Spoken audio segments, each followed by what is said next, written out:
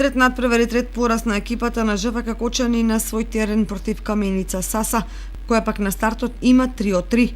Иако младите фудбалерки на Кочани покажаа солидна борбеност и желба да го освојат првиот бод во новото првенство, сепак каменичанки беа посилна екипа и заслужено ги освоија 3 бода, што за нив е максимален учинок во новото првенство. На домакинките им преостанува да го комплетираат составот и во продолжение на првенството да започнат со освојување бодови. Инаку дуелот со Каменица Саса беше крајно неизвесен, зашто зборува конечниот резултат од 2:1 за гостинките. Наредното четврто коло Кочани гостува кај Љуботен во Тетово. Со враќањето на Станкица Атанасова во екипата се очекува поорганизирана игра и подобри резултати.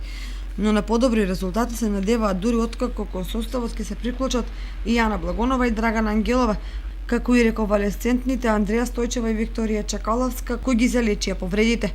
Во третото коло во првата фудбалска лига во Кочани Каменица Саса 1:2, во Битола Ас Юнајтед Тиверија 0:0, во Велес Борец Прилеп 0:6, во Тетово Топ Гол 4:5, во Радовиш Плачковица Драгон 0:8, во Битола Атлетико Љуботен 5:1 и во Куманово Речица Спортски центар Истатов 0:5.